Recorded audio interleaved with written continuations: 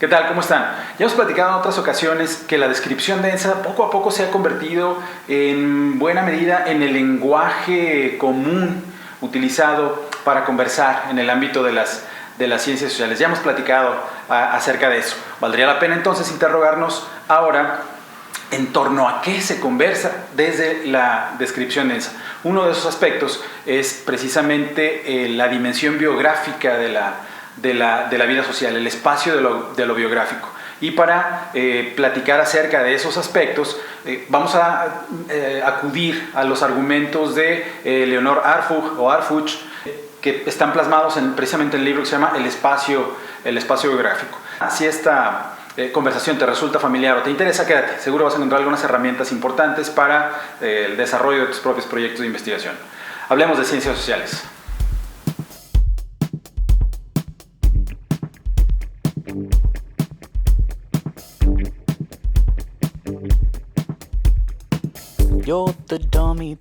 Bien, Leonor Arfuch nos ha platicado acerca de que cada vez más en la época contemporánea la dimensión biográfica adquiere una importancia, una relevancia fundamental para comprender cómo se estructura, cómo se configura la vida social.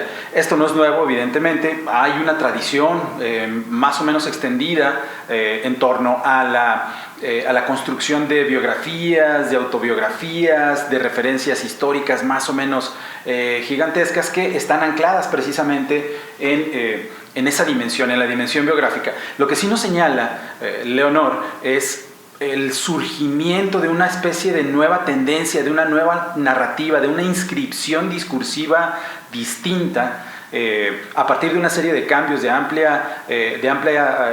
alcance y que han logrado que la dimensión biográfica de la vida social se cuele cada vez más al campo de las ciencias sociales, que evidentemente nos permite comprender cómo está configurada la vida social. Y valdría la pena preguntarnos cuáles son, a manera de contexto, estos grandes cambios en los que Leonor ancla la emergencia de la dimensión biográfica en un tiempo como el nuestro. Es una discusión que nos resulta familiar y que tiene que ver con la tensión que se establece entre la modernidad y la posmodernidad. Digámoslo así, que la dimensión biográfica de la vida social adquiere relevancia cuando los grandes discursos de la modernidad comienzan a agotarse de manera significativa, es decir, el trayecto trazado para la construcción del yo, trazado por los ideales iluministas de la modernidad, empieza a hacer agua, empieza a agotarse y a contrapunto surgen otras perspectivas, otras, como Leonor las llama, inscripciones discursivas ancladas en una perspectiva posmoderna que, digámoslo así, sintetizan el desencanto, sintetizan los modos de ser que estaban siendo agotados. Se les critica desde una perspectiva, digámoslo así, vinculada más con la dimensión micro de la vida social, ya no con los grandes relatos que tendieron a agotarse, sino con la dimensión micro de la vida social. Y entonces estos nuevos relatos, estas nuevas inscripciones discursivas ancladas en el espacio biográfico se convierten en una especie de dimensión que le otorga corporeidad, características, carnita pues, a esta categoría fundamental para la ciencia social, que es la del actor. Entonces, en ese contexto, en la tensión que hay entre modernidad y posmodernidad, es donde adquiere cada vez mayor relevancia la dimensión biográfica, el microrrelato, las historias de vida, las entrevistas, esta nueva discursividad en la que anclamos, buscamos los rastros de lo individual para encontrar los ecos de lo colectivo en lo individual, en la producción de la subjetividad. Y sobre eso es sobre lo que discute la compañera Leonor al producir o al plantear, mejor dicho, la producción del espacio biográfico como un anclaje fundamental para comprender la vida social en nuestro tiempo. Desde luego, el eje fundamental para llevar a cabo este proceso está situado en el plano de lo cultural, y quizá una de las cuestiones más importantes que plantea Leonor es precisamente la idea de que el espacio biográfico se convierte en un horizonte de inteligibilidad. Lo dije bien, inteligibilidad. ¿Qué quiere decir esto? Que es un espacio, el de lo biográfico, en el que podemos colocar una serie de preguntas para hacer investigación, obtener respuestas de las trayectorias individuales, de las trayectorias del yo, pero que sin duda están conectadas con un contexto mucho más amplio. De ahí la importancia que adquiere cada vez más la dimensión biográfica de la vida social para comprender precisamente cómo está configurado este proceso. Leonor lo dice de manera muy bella, dice, es un horizonte de inteligibilidad que nos permite rastrear las trayectorias del yo, las trayectorias individuales del yo y encontrar ahí ecos de lo colectivo. Y precisamente justo este puente, esta especie de vaso comunicante es la que nos permite comprender a partir del análisis de las trayectorias de los sujetos cómo está constituida la vida social. Y creo que esto quedaría más claro si acudimos a un ejemplo. Platicaré pues de lo que me es más cercano, que es mi propio proceso investigativo. O conversaremos acerca de las trayectorias del sector juvenil en un país como el nuestro. ¿Les parece? Vamos allá. Bien, vamos a conversar acerca, pues les decía, de mi propio proyecto de investigación, de mi propia experiencia. Vamos a ingresar en la dimensión biográfica de mi propia vida, de mi propia experiencia.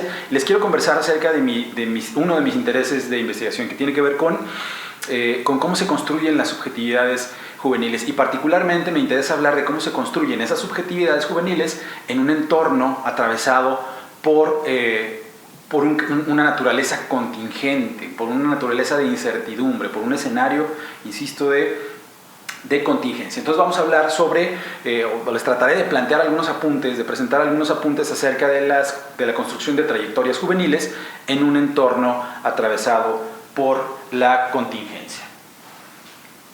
Ok, y vamos a platicar entonces acerca de tres grandes rubros. El primero tiene que ver con una especie de matriz analítica que a mí en lo personal me ha funcionado mucho en términos de lo que hablábamos al principio, de las tensiones entre tradición, modernidad, posmodernidad y el lugar analítico en el que estamos situados en este momento en el plano de la investigación, de las ciencias, en el plano de las ciencias sociales. Ese va a ser el primer rubro del que hablaremos. En el segundo rubro vamos a platicar específicamente, vamos a llevar esa discusión hacia el análisis de las trayectorias juveniles y plantearemos ahí algunas interrogantes que a mí me parecen interesantes y que han movilizado mi interés investigativo. Y finalmente plantearemos algunas intuiciones tentativas que creo que pueden servirnos como ejes para llevar hasta sus últimas consecuencias la exploración de la dimensión biográfica y el análisis y las vinculaciones que tiene esa dimensión con la producción mucho más amplia de la vida social, con la configuración más amplia de la vida social. Entonces, pasemos al primero de los rubros. Hablemos entonces de la modernidad, o mejor dicho, hablemos de esta especie de matriz analítica que nos permite o que se configura como una especie de topografía para comprender argumentos, para situar autores, para pensar en hacer una indagación, una investigación acerca de un montón de cosas, pero particularmente de las trayectorias juveniles. ¿Por qué? ¿Por qué me parece importante esta especie de matriz analítica?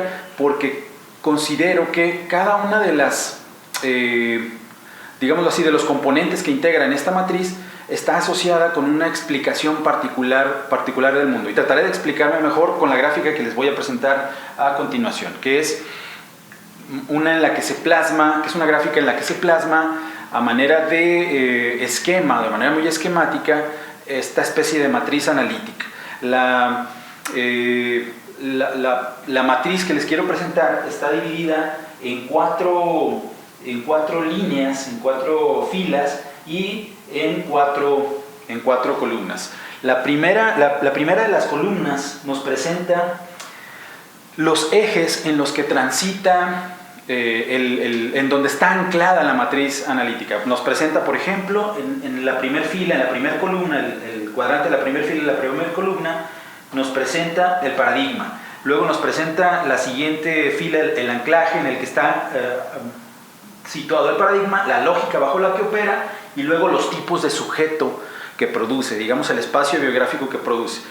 es relativamente sencillo. Pensemos, por ejemplo, que el paradigma de la tradición señalaba una especie de anclaje místico religioso, es decir, el mundo estaba explicado por la relación que se tenía con lo divino. Prácticamente todos los fenómenos de la vida social estaban explicados precisamente por la relación que se tiene o que se tenía con lo divino. ¿En dónde? En el paradigma de la tradición. ¿Cuál era la lógica en la que este paradigma estaba anclado? Básicamente una lógica alimentada por una dimensión ética. Y el tipo de sujeto que esa dimensión ética anclada en la tradición, en el paradigma de la tradición, es decir, el que vinculaba la producción de la vida social con lo religioso, o con lo divino, mejor dicho, producía sujetos que buscaban a toda costa ser salvos. Esa era la misión. La vida social se constituía en ese sentido. El espacio de lo biográfico tenía ese conjunto de narrativas. En algún momento esas narrativas se agotaron y surgió otra inscripción discursiva, otro paradigma, otro conjunto de elementos paradigmáticos que conocemos como modernidad. ¿Cuál era el anclaje de ese paradigma? Básicamente la racionalidad científica, como podemos verlo en la tabla que está puesta ahorita en pantalla. Y digamos que se incorpora una dimensión nueva en términos de la lógica bajo la que operaba este paradigma, el paradigma de la modernidad. ¿Cuál es esa otra dimensión? La dimensión estética. Y lo que empezamos a reconocer durante ese paradigma, en ese cuadrante, en esa especie de modo de explicación del mundo anclado en la racionalidad científica, empezamos a reconocer la existencia de una dimensión estética, pero que estaba subordinada a la dimensión ética de la vida social. ¿Qué tipo de sujeto se producía ahí? ¿Qué tipo de espacio biográfico se producía ahí? Básicamente un espacio biográfico en el que a partir de la ciencia se buscaba controlar lo que acontecía en el mundo. Entonces tenemos hasta el momento dos paradigmas. El paradigma de la tradición, vinculado o anclado en la relación con lo divino para explicar el mundo, que producía sujetos específicos que buscaban ser salvos a partir del privilegio de la dimensión ética. Durante la modernidad, en la medida en que se agotó ese gran paradigma, el paradigma de la tradición, y que emergió el de la modernidad, empezó a producirse otro tipo de sujetos que buscaban controlar lo que acontecía en el mundo. ¿A partir de qué? A partir de la racionalidad científica, que era la lógica que articulaba al paradigma de la modernidad. En algún momento, como decíamos al principio, nos dimos cuenta que los ideales emancipatorios de la Ilustración, anclados o orientados hacia el progreso de la humanidad, se habían desgastado, empezaban a hacer agua, se agotaban. Y comenzó a surgir otra inscripción discursiva, que es la de la posmodernidad, por ahí de mediados de la década de los 80 en el siglo XX. Ese otro paradigma, esa otra inscripción discursiva a partir de la que explicaba el mundo, básicamente aludía a una lógica anclada en una especie de pluralismo relativista, es decir, todo se vale, hay tantas explicaciones del mundo como sujeto. El mundo ya no estaba explicado ni por la relación con lo divino, ni por la relación con la ciencia, sino que había tantas explicaciones del mundo como sujetos, porque todas las explicaciones anteriores del mundo habían fallado, habían dado de sí, no habían sido suficientes, y emergió esta otra anclada básicamente en el desencanto. Y a diferencia de épocas anteriores en las que se privilegiaba la dimensión ética por encima de la dimensión estética, estas dos dimensiones adquirieron la misma importancia, estaban a la par. La dimensión ética y la dimensión estética funcionaban como una especie de lógica para articular este paradigma, esta especie de inscripción narrativa llamada posmodernidad. ¿Qué tipo de sujeto se producía en este sentido, en este contexto, en el contexto paradigmático de la posmodernidad? Básicamente un sujeto que vivía una especie de presentismo intenso, como dice José Manuel Valenzuela, que busca vivir básicamente el instante. Las nociones de pasado y de futuro pierden sentido, y lo que importa, o pierden buena parte del sentido que solía otorgárseles, y lo que importa en última instancia es el presente.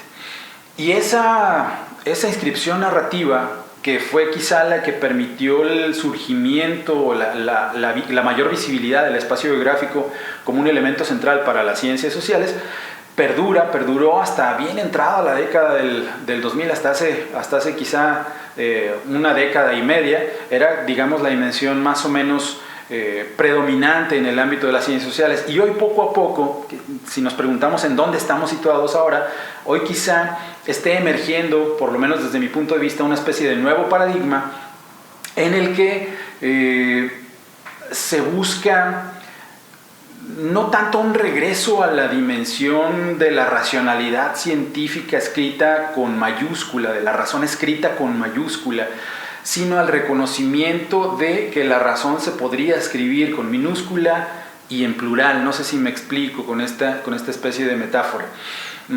Estamos, digamos, trazando los límites, estamos en un paradigma distinto, trazando los límites de las posibilidades que nos brinda el conocimiento científico, y estamos incorporando a la racionalidad científica la dimensión afectiva, o socioafectiva, para comprender de mejor manera la producción de la vida social. Para estas cosas nos sirve la matriz analítica que les estoy presentando. Si quisiéramos ponerle una etiqueta a esta perspectiva, a esta nueva perspectiva, a esta nueva inscripción narrativa, podríamos pensar que es está anclada en una tendencia que proviene todavía de la filosofía, pero que sin duda en los próximos años estará presente en buena parte de las investigaciones en el campo de las ciencias sociales más amplias. Me refiero a la ontología orientada al objeto. No nos vamos a meter en este momento en esa discusión, pero hay textos fundamentales que por lo menos a mí me han resultado ultra desafiantes y que creo que vale la pena leer, y que de los cuales dejaré la referencia aquí abajo en la descripción de este video. En fin, esta es la matriz analítica que nos permite reconocer cuál es el contexto en el que la dimensión biográfica de la vida social adquirió relevancia para la comprensión del mundo, y que a mí me ha servido para estudiar las trayectorias juveniles, la producción de la subjetividad juvenil en un contexto anclado en la contingencia. Pensemos ahora, digamos que ya reconocimos la importancia que tiene la dimensión biográfica de la vida social, ¿cómo hacemos esta idea operativa? Como ya lo hemos hecho en anteriores ocasiones, problematizando a partir de ¿qué? A partir de colocar preguntas sobre la realidad, y les planteo algunas que tienen que ver con, insisto, mi propio interés investigativo. Por ejemplo, podríamos interrogarnos acerca de cuáles son los procesos a través de los que la juventud gestiona su presente y concibe su futuro. O, por ejemplo, qué trayectorias construyen los jóvenes en nuestro país en su ruta hacia la adultez. O qué ejes tendríamos que explorar para comprender a las juventudes mexicanas contemporáneas. Algunas de estas preguntas son las que a mí me interesa tratar de responder, y las sitúo precisamente en las tensiones que hay entre modernidad, posmodernidad y nuevos paradigmas. No hay que perder de vista que nuestro eje de análisis es la exploración del espacio biográfico. Estamos dialogando o estamos colocando como subtexto, como subtono, el trabajo de Leonor Arfo.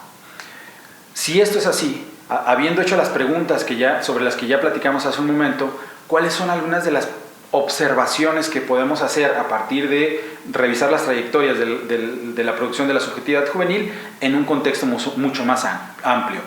Podríamos decir, por ejemplo, que estamos frente al resquebrajamiento institucional, al vaciamiento de la esfera pública, fenómenos fundamentales para comprender una situación como la mexicana, y sobre todo a la profunda crisis institucional debido a la ineficacia de la arquitectura de las instituciones o de las instituciones en las que estamos insertos. Básicamente, si logramos hacer esto, estaríamos en condiciones de identificar los procesos que cimentan o debilitan la arquitectura de lo público y, por ende, la subjetividad como proyecto. Otro de los aspectos en los que podríamos aterrizar con base en las preguntas y las tensiones que éstas generan al explorar el espacio biográfico consiste en reconocer la configuración de un contexto atravesado por la violencia y cómo evidentemente se entreteje con historias particulares y específicamente con las historias de los jóvenes, quienes son tanto los victimarios, pero las principales víctimas de la violencia que atraviesa a nuestro país.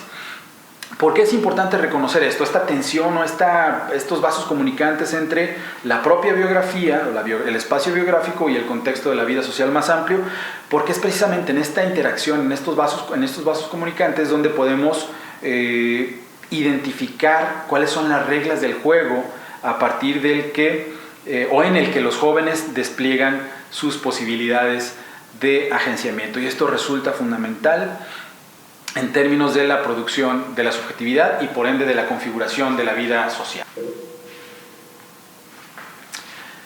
Otro de los aspectos en los que podríamos poner atención a partir de analizar la tensión entre el espacio biográfico y la arquitectura de la vida social más amplia, de la configuración de la vida social más amplia, es en el surgimiento de narrativas emergentes dirigidas a llenar los vacíos producidos por el erosionamiento institucional y a reconocer la alta eficacia simbólica, a diferencia de la eficacia simbólica casi nula que tienen las instituciones formales, reconocer la alta eficacia simbólica que tienen estas otras narrativas. Uno de los aspectos particulares que a mí me interesa es las narrativas asociadas con la violencia y algo que particularmente he denominado como narcolenguaje, que hace un eco fundamental entre amplios sectores de la juventud para la producción de su subjetividad.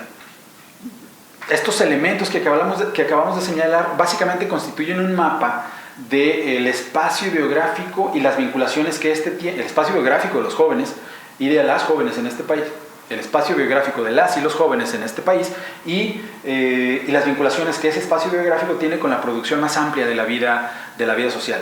Si los analizamos con mayor detalle, podemos empezar a encontrar y a comprender montones y montones de fenómenos que ocurren en el plano de la vida cotidiana. Sobre eso hablaremos en algún otro episodio.